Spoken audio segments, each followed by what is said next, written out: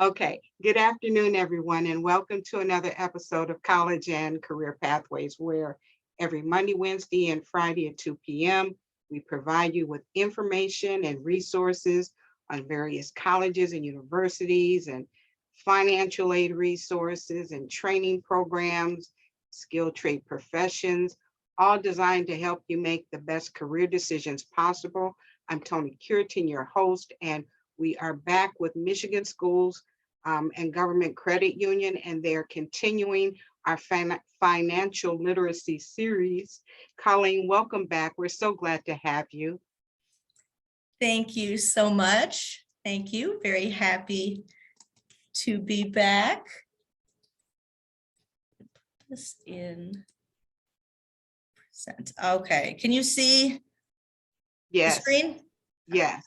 Perfect.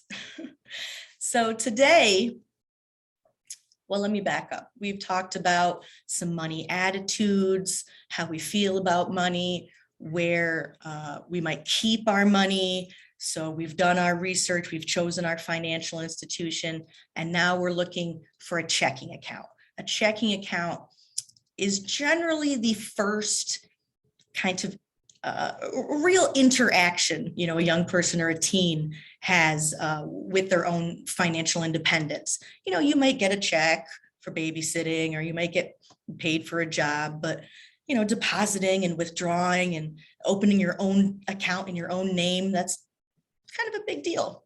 So today we're specifically going to look at, what do you need to know for a checking account?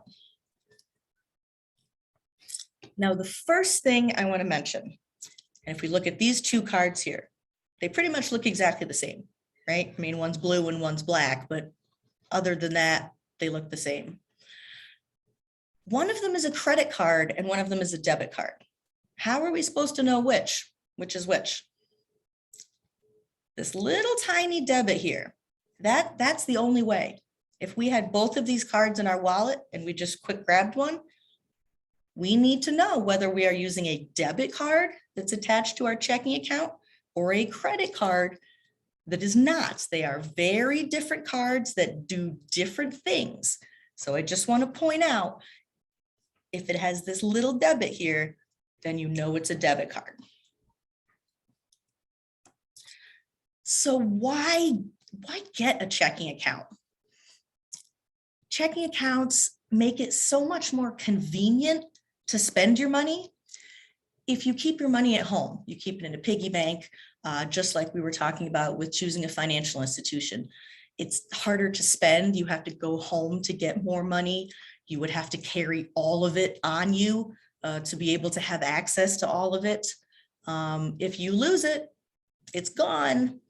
So number one, the convenience. You can spend money from your checking account all over the world. You can make purchases over the phone, make purchases online, in person. So you don't have to worry about, oh, I'm going to New York next week, I have to make sure that I bring cash with me. Well, you can bring cash with you if you want, sure, no problem. But you can very easily just purchase things with your debit card as well. Freedom. It's so fun. excuse me, to be able to use that debit card. It's so convenient, just to be able to swipe instead of, carrying around a big wad of cash or having to count out all the change. It's just easy. It's just easier. And security, the same reason you lose your money, you drop it, someone steals your piggy bank, it's gone. If someone fraudulently uses your credit card, debit card, report it, it gets investigated. And if it's indeed fraud, the money is returned.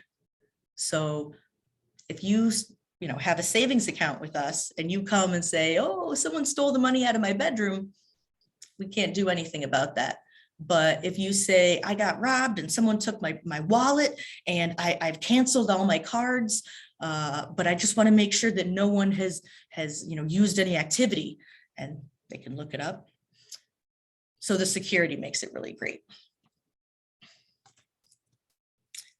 visiting a branch from anywhere. I just want to remind you that that's how things are now.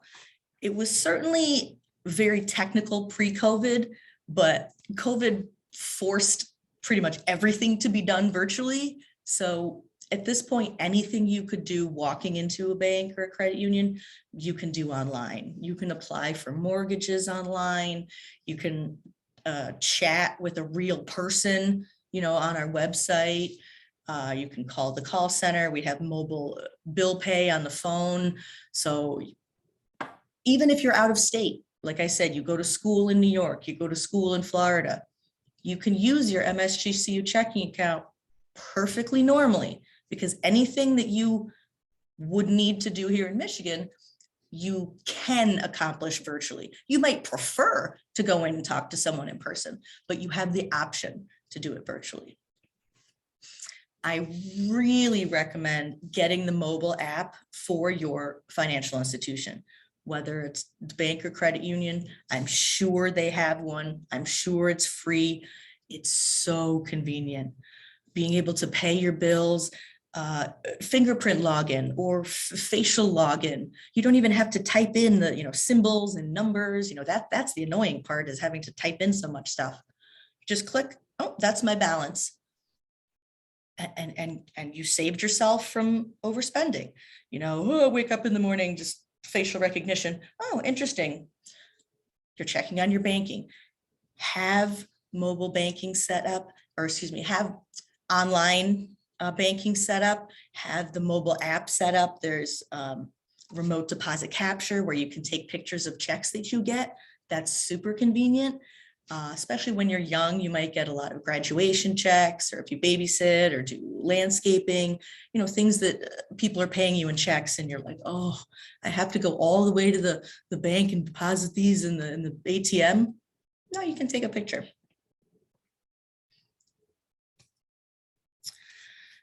I mentioned last time we were talking how credit unions are part of a cooperative, and MSGCU has not only 17 free ATMs, but we have access, or our members have access to 30,000 free ATMs. So when you have a checking account with MSGCU, you got a nice, great infographic here. That's almost 2,000 different credit unions that you can walk into or use for free. So knowing that, again, saves you some money. You want to use an ATM while you're in vacation in Florida. There's one here in front of Kroger. We'll even get to a better way at Kroger. But there's going to be a free ATM. You shouldn't have to pay for ATM fees anymore. You can always find where the closest free one is on your app. All right, now we're really coming to the meat and potatoes, the big important stuff, the debit card. The debit card, that's kind of the best part, right? That's where you get to spend your money. Now, I don't know how many of you already have a checking account or quite how observant you are watching other people in line, but let's think of a scenario. Let's think of Colleen's going shopping. Colleen always goes for shoes. Let's say I'm buying a $50 pair of shoes. Okay, I know I have money, and I get to the front of the register with my box of shoes, and the cashier says, debit or credit. Have you heard that? Have you seen that? Probably heard someone, debit or credit, or maybe the screen says debit or credit. Which one do you pick? 99.9% of the time when I ask, high schoolers with checking accounts that question, they say, well, I picked debit because it's a debit card. Okay, that's not wrong. It's not a wrong answer, but there's a better answer. What is really being asked of you is not, is this a debit card or credit card? The machine knows it's a debit card, right? Once you swipe the card, you can't possibly use debit with a credit card. So it already knows it's a debit card. What it's asking is, would you like to do this transaction, as a debit option transaction, or as a credit a signature transaction as the credit option? So let's stick with the first one. This is what people are probably most familiar with, because by nature of habit, they just choose the debit option. Okay, then what? What happens next? It's going to ask me for my PIN, to type in my 4-digit PIN, the same 4-digit PIN I use at the ATM that I don't tell anyone, I don't write on the back of my card. Sometimes, not every place, but a lot of the big box stores will offer you cash back. You'll see a screen that says, would you like cash back? 20, 40, 60, 80. And I say to myself, you know what? Yes, actually, I forgot. I owe my mom that $20 and she's been bugging me about it. So yes, I would like $20 cash back. Okay, hit that button. And that's it. They give me my receipt and I'm walking out. I say, you know what? Let me go on my mobile app here. And I say, oh, look at that. It showed, well, let's see, I went to Target. Let's say it was Target. Oh, it says Colleen went to Target. It says she spent $70 and $70 is gone from her account. Now, why 70? Well, the shoes were 50. And I said I wanted cash back. I wanted $20 cash in my hand. Now, Target's not going to just give me $20. It's my own $20 that I'm just using the cashier kind of as an ATM, as a free ATM. You could also just say no. You could say, no, thanks, I don't need cash back. I'm buying it with the debit card, no thanks. This is one way to use your debit card. You are not always given an option between one or the other. If you go to a restaurant, like we see on the side here, it's not going to give you an option. You only have the signature option. Getting back to the debit option. Cash back. Why would you want to get cash back? You're on vacation, you're in a different area, and you want to get cash back so you don't have to go find an ATM. There's an ice cream truck outside, they're selling Girl Scout cookies outside, something, and you just want cash. It's a really great way. I've used it a ton of times when I don't even really need to buy something. I'm just like, oh man, all right, you know what, here, I'll take this bottle of water and I'll take, can I get 40 bucks back, please? And I'm just using the drugstore kind of as my free ATM. Now, I said when I logged into my mobile banking, I could see that that $70 was gone real time. It's just like I was spending cash. This says included in daily limit. Now, everybody's checking account will have a daily limit. It's usually $500. A lot of student accounts, youth accounts will have a $300 limit. So what does that look like? That means if it's $300, you can spend $300 with the debit option, and you can get $300 from the ATM, and you can use the credit option. So what's the difference? What if I pick credit instead of debit? Does that turn it into a credit card? It does not. Instead of asking for your PIN, you are not going to put in your PIN. It is not going to offer you cash back. You'll sign your name. Generally, either type in your zip code or you'll sign your name. You'll hear it referred to as swipe and sign. You know, it's just literally swipe and sign. The money. I'm in line. It's my $50 shoes. I don't have the option to get cash back, so I'm just spending $50. So I walk out of the store, I log on to the mobile app, and I see, oh, look at that. Target, $50 pending. And we'll come back to the slide previously, but I just want to show you the difference between, let's see, there's $68 in the checking account, but something's pending. So there's really only $57 available. So that item, that pending item, the money's spent, the money's gone, right? As far as you're concerned, the money's gone. You can't spend it again. It might be a day or two until that pending disappears and it'll say 57.57. But backwards. It's coming from the same checking account. The name credit option is misleading because you immediately jump to credit card, loan. It is not a loan. your debit card, no matter what, the money is coming from your checking account. That's the only place it's coming from. Whether you decide to choose debit or credit, you're spending the exact same amount. The difference is a lot of behind the scenes stuff, how it's routed, who gets an extra penny on, the transaction. But as far as you're concerned, there's no right or wrong answer, right? If you say, well, I picked debit, but I'm not really sure why, that's fine. You can pick debit. But now that we know, why might we purposefully choose debit or purposefully choose credit? We all have kind of a default. Honestly, I hit credit. As a rule, whenever it says credit or debit, I hit credit. Why do I hit credit? Honestly, because I like to sign my name. If you think of Colleen in cursive, it's like COLLEE. It's just a bunch of loops. I like to sign my name rather than type in the numbers. Why might someone purposefully want the debit transaction? Well, maybe they feel safer getting the PIN, using the PIN.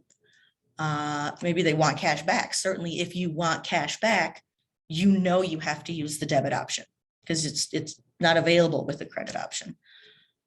Some people use the debit option as their default because they like to see that real time. They want to see that $50 gone. What's the real balance? $70 gone. What's the balance?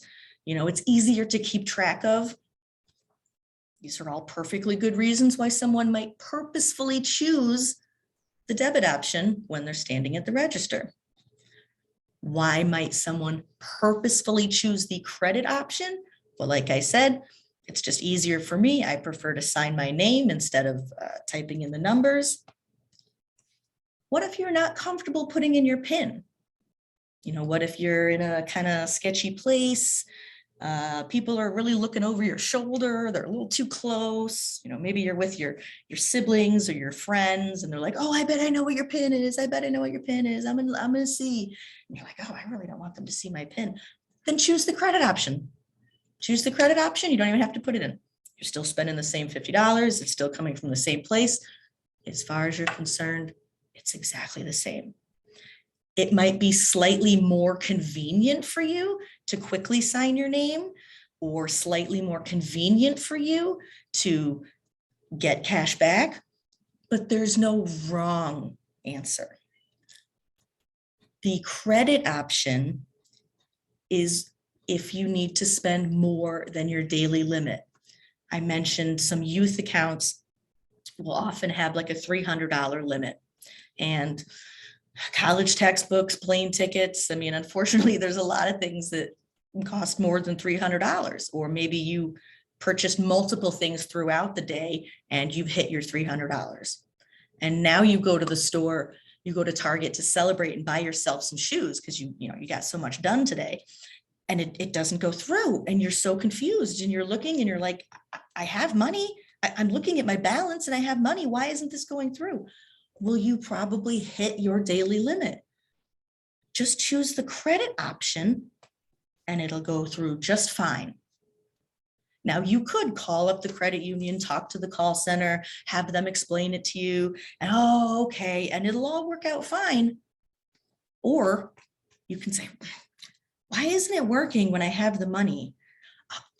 Oh, I remember there was that one thing that Miss Colleen mentioned. I might have hit my limit. Let me at least try to use the credit option. Knowing the difference, and quite honestly, there are lots and lots of adults who could not explain this to you, who are not familiar with the differences, that just kind of pick debit because they think it's what they should do, or pick credit, just maybe it'll send me a bill. It will not send you a bill. Anytime you're using your debit card, it's always coming from your checking account. Whether you choose credit or debit, as far as you're concerned, the money is spent. If you choose credit, it does not mean, oh, I can go put the money in later. I didn't really buy it, No, you really bought it. Credit option Like at a restaurant, you don't put your PIN in. You don't tell the waitress your PIN at a restaurant. When you order things online, you don't put your PIN in, on the computer, certainly, but you're still using your debit card. So those are situations where you're making a purchase with your debit card and it's being run as a signature transaction, as a credit option transaction. It's just not giving you a choice because you don't want to put your debit number in. Sometimes you won't get the option. Sometimes you will. Remember, what's the difference? If I need cash back, debit, if I don't want to put the PIN in, or if I want to spend more than my daily limit, choose the credit option. Are there any questions on that before I move on? That can be kind of tricky because even after I go over all of that, sometimes they're like, okay, so credit means it's a credit card, right? Nope. That $50, if you choose the credit option, comes right out of your checking account. Exactly.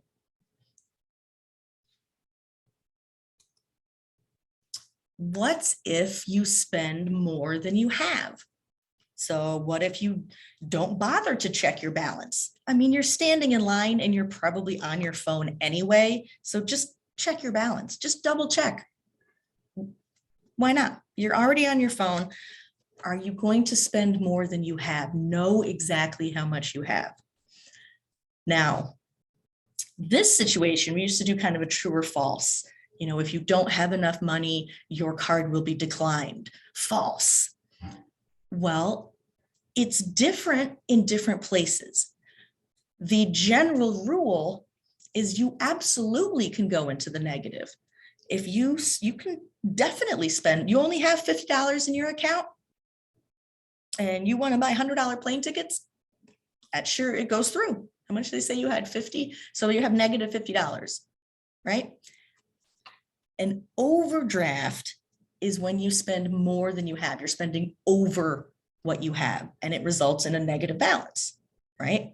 On one hand, you're thinking, well, at least I was able to get those plane tickets, or well, at least I was able to pay the rent, or whatever that really important purchase was that made it go into the negative. Sometimes it goes into the negative because it's just a mistake. You got the dates mixed up. I really thought I got paid today, but it's next week. I totally forgot that I went out to breakfast yesterday morning. Always check your balance. Always check your balance. Always. Now, you can either go into the negative and you will get a fee, or funds will be transferred from a savings account that you have to cover it. Now, each checking account is going to be different for different financial institutions, and it's going to be different whether it's like a student achieve account or a regular checking account. Our student debit account, you cannot go into the negative under 18. Now, if you have our regular checking, you can. So these are things you need to make sure you're asking when you set up the account. Can I go into the negative? What happens if I do? Okay, well, I want to set it up so that it's connected to my savings account. I want to make sure that if for some reason I accidentally go into the negative, my money from my savings will cover it instead of getting a very, very expensive fee. Does it show it here? Oh, no. So some scenarios. Okay, so this is saying, why might you go into the negative? Because you weren't paying attention. Sometimes there's a hold. So for instance, hotels, a lot of times you go to stay at a hotel and they say, all right, we're going to put a $50 hold on your card for incidentals, and then once you check out in the morning, we'll put it back. Basically, it's a deposit. It means if you mess up the room and trash the room, they're keeping that $50. But if everything's fine, you get your $50 back. So you're saying to yourself, well, I'm not going to trash the room. I'm going to get the $50 back. It's fine. It's not spent. But if you went out after you checked in and tried to spend that $50 that's technically still sitting in your account, you wouldn't be able to because there's a hold on it. So there's some situations like that where you can't quite access the money that's there. For example, if you deposit a check, I got a happy birthday check. I deposited it today. I can't receive that money today. The check has to clear. It has to make sure it's a valid check, a valid account. There's money in that account. There's this much money in the account. And it takes a couple days. So if I think just because I took a picture of my check, I immediately have that money in the account, that's not it either. So you need to make sure you understand, how could my account go into the negative? Or can I stop my account from going into the negative? You do not want it to go into the negative. It's very expensive.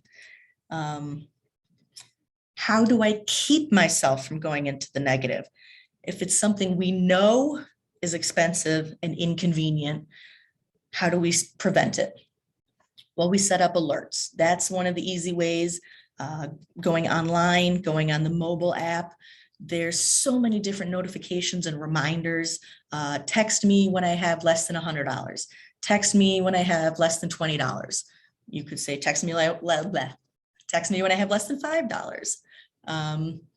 You could say, text me when a deposit's been made, or when a bill is due, or, when this much money, anytime there's a purchase made. There's all kinds of different stuff. Whatever would help you, check that box. Stay ahead of the fees. We're going to get to credit cards. So right now we're just looking at debit cards, but having a credit card is one way to avoid overdraft, because if you do not have money in your checking account, you then can put the purchase on your credit card. But for right now, we're not even considering that an option. We're just saying, set up alerts, make sure you check your account, you stay on it daily. You check your account every single day. You balance your checkbook. Balancing your checkbook is kind of old world terms for make sure you look at your transaction activity every single day. And you say, well, Colleen, I didn't shop today. I didn't buy anything today. And you know what? I didn't buy anything yesterday or the day before. So why do I need to check it? Good question. Probably to make sure that nobody else bought anything, right? I mean, if you don't shop for a week and then you don't look at your account and you're like, oh my gosh, 5 days, someone's been using my card for 5 days. You want to just, again, it takes a couple seconds. Just stay on it. Is anyone else using my card? Nope. Good.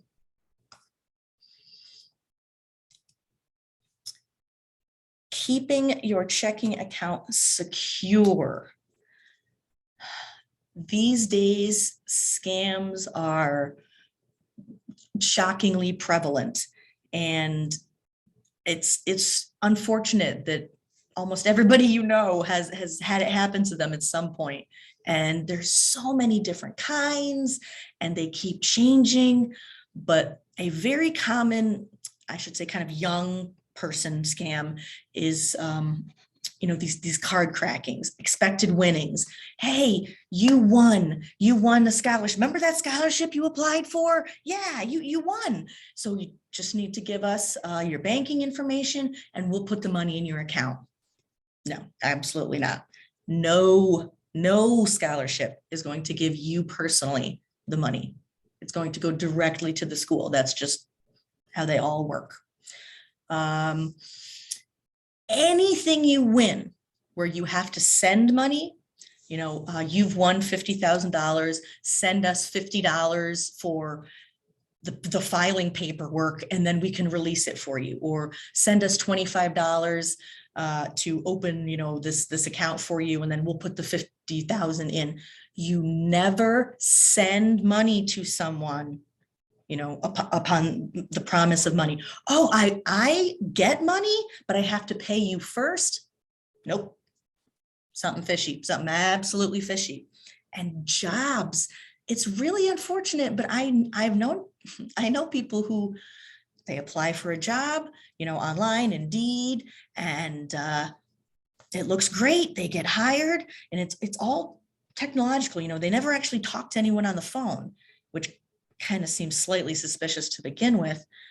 And then They said, oh, we're going to give you all this money. It was a photography job. We're going to give you all this money for you to go purchase this equipment. We need you to have all this equipment. And you're like, well, wait a minute. I haven't even talked to anyone. This haven't even had a first day. And you're already trying to send me thousands of dollars to buy equipment. Something seems not right. That upon looking further, was not a real company. It was not going to be real money. It was not going to come from a real place. So you would deposit it and then immediately go buy these things, but then it would turn out that the money wasn't there and you'd be stuck in the negative. So anything that even sounds in the least bit suspicious, be overly suspicious. Threats, I'm going to tell your parents, whatever it is, keep people away from your account. Don't share your account numbers. Don't share PIN numbers. Don't ever let someone borrow your debit card, ever. Even if you trust your best friend, who are they going to the store with? Is your best friend, going with their shady younger sister, or some of your other friends are going? Maybe one of your friends took a picture of it. All you need is the numbers. I don't actually need your card. I just need to write the numbers down that are on your debit card, and I can go order stuff online. So just leaving it lying around, or even when you go shopping, and this is a habit of a lot of people, you pull it out and then you just kind of set the card there and you're waiting for everything to be rung up. Well, here's a card just sitting right here, face up, with numbers waiting to be looked at, right? Hold the card, hold it, I should actually use a real card. While you're holding it, hold your thumb over the numbers or face down. But keep in mind, a lot of times we're like, if you don't have it physically, you can't use it. No, they just need the numbers. So you need to protect your personal information, especially your debit card. If someone gets a hold of your debit card and, makes some fraudulent charges, yeah, you might get that money back. But in the meantime, it's gone, right? If someone is fraudulently using your credit card, you haven't actually paid that money yet. You still owe the money, but it hasn't been taken from you. If your debit card gets stolen, boom, they can just clear out your entire account right away. So very careful. Set up overdraft protection. Monitor your account daily. Do not respond to easy money. Do not deposit checks for other people. Hey, I don't have a bank account. Can you deposit this check in your account and then just give me the money? Sounds normal. Just don't say, no, my place doesn't do that. No, I don't know how to do that. It may not be a valid check. And you already gave him the money. And now you are in trouble for having a fraudulent, depositing a fraudulent check. And what's your excuse? I didn't know. Well, your word against the police. So don't let anyone involved in your finances. If boyfriend, girlfriend, you do not need a shared account. You do not need shared ATM cards. Money is very emotional, and money can change people's emotions. And a lot can happen in a few hours. So someone that's your best friend, someone that you love, that can change very quickly, unfortunately. And when they have access to your money, that can be a real issue. So never let anyone borrow any access to your money, your debit card, the number, any of it. Checks. Yes, it's 2022, but you still need to know about checks.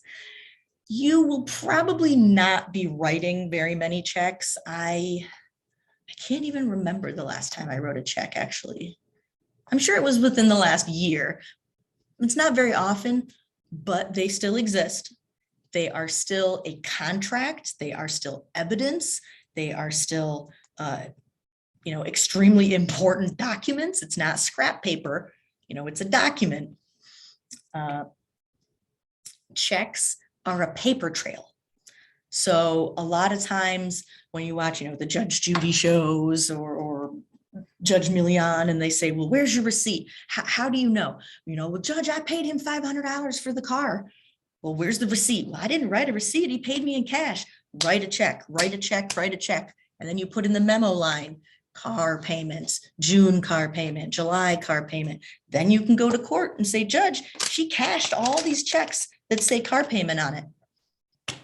That proves that she accepted my money for a car payment. If it was just cash, there's no way to prove what that money is for. If you're moving into a new apartment, a lot of times they want a deposit in a check form. So my point today is I'm not going to go over all the details for writing a check because unfortunately you'll probably forget, but there are important elements that have to be correct or it will be invalid. So when that day comes, when you need to write a check, to send out as a deposit for someone or to mail money across the country, check with someone, look online, call your parents, call the credit union, don't guess, make sure it's correct before you send it out. You would hate for your rent check to come back because it was illegible and they couldn't read some of the words. So they sent it back. Or the numbers didn't match. You wrote $25 here and you put $125 here. Well, then it's not going to come back. Maybe the names don't match. Maybe you printed your name instead of a signature. Maybe you signed it on the back instead of on the front. Maybe you put the wrong date or you put a date in the future. Or maybe you put the wrong date and crossed it out and then put the right date. That check might be returned. I don't like to see crossouts. They do not like to see crossouts. Now, it was just the date, and you cross it out, put the new date, and put your initials next to it that you, the person who signed it, made that change. That might go through. If you're changing the amount of money, cross out and that change, I'd say you'd have to write a new check. So no purple pink pen. The machine's reading these can only read the blue and black ink. So there's going to be a point at some time where you need to write a check, and it's going to be important that it's done correctly. So that's just my lesson to you. Make sure, who am I writing it to? Is it to a person? Is it to a company? I don't know that person's real name. I only know their nickname. Well, I can't write a check to Buddy. I got to find out what his real first name is. All right. And again, really, anytime you want to have a record, of you paying money. I paid my parents back. I paid the neighbors back. It's proof, right? You paid your rent. If you're paying rent to someone, instead of, paying cash rent, pay them in a check. It's a paper trail. The key takeaways from your checking account. I don't want you to be nervous. I don't want you to be worried. A checking account is a safe, secure, convenient place for you to keep your money. You just need to know, how do I access it? I can use my debit card. I can get cash from an ATM. I can get cash from a register using the debit option. Okay, well, how can I monitor my account? Well, you can monitor it on the computer. You can monitor it over the phone. We actually have text banking. Checks are legally binding documents. When I teach these in schools and say, all right, everybody write one, and who thinks they got it perfectly correct? And most of the time, those perfectly correct ones are not. And it's not a joke. They'll put like a joke thing in the memo, here, excuse me, like, here's your $20 for, something inappropriate. No, that's legal. That's evidence that will stay forever as, there's something highly inappropriate. Don't put a joke. Here's $1 million. Don't do it. It's legally binding paper. And you don't have to get an entire checkbook. You can say, can I get a sheet of checks? I don't have a checkbook for my checking account. I'm probably not going to write too many. Can I just get a sheet? And they'll just print out, one sheet of like 3 or 4 checks that you can have, for maybe when you want to write one. And pretty much anything you can do at a branch, you can do virtually. You can deposit your checks. You can move money around. That was one thing I didn't mention. If you were standing in line to buy those shoes and you were checking your balance and you're like, oh my gosh, I only have $40, but I really want these $50 shoes. Well, I could put them back. I could put them back and say, I guess I'm not getting those shoes. I could say, you know what, I'm going to transfer some money. I'm going to transfer $20 from my savings account to my checking account, right here while I'm in line. And that happens real time. So a couple minutes later, when it's my turn, now I have, let's see, what did I have? 40 and I added 20. So now I have $60 in the checking account and I can buy my $50 shoes. So you can move your own money around. It's not a good habit to pull money from savings, but you want to find that out while you're standing in line, right? Not when you check it in the car afterwards. This, I just want to mention, when you go to sign up, when you go to get a checking account, definitely go in person. For this specific purpose, I think you should go into the branch in person. If you want to have a parent also on the account, joint, they need to be there as well because they would need to sign. You have the option to have the account in your name only, but you have the option to have a parent on it so they can access it and, put some money into it for you. You need to have your social security number. You don't need to have the card, just the number. You need a government ID. So bring your driver's license. If you don't have your driver's license, bring a state ID. If you don't have a state ID, bring a passport. If you don't have a passport, do you have a photo school ID? Because sometimes, if you're 15, 16 and you haven't gotten a driver's license yet, but you can still get a checking account, but it needs to be a government photo ID. And I believe those are the basics. It's a little bit of a lot of stuff, but just understanding how much money I have. I don't want to spend more than that. It's back and forth. It's managing your money. You should be confident in your checking accounts. Were there any questions? If you guys have questions, you can either type them in the chat or you can just unmute and ask away.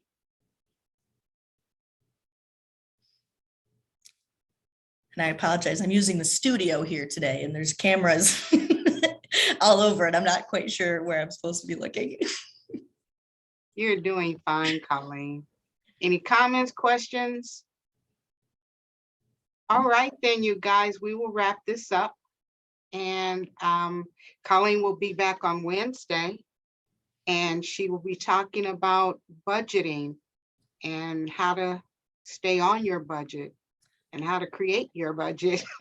Now that you've got your money sitting somewhere, we got to spend it. Now we're talking about spending it. Thanks so much, Colleen, for joining. Excellent Thank you. Always. You guys, thanks for tuning in and we'll see you all next time. Have a great rest of your day. Have a great day.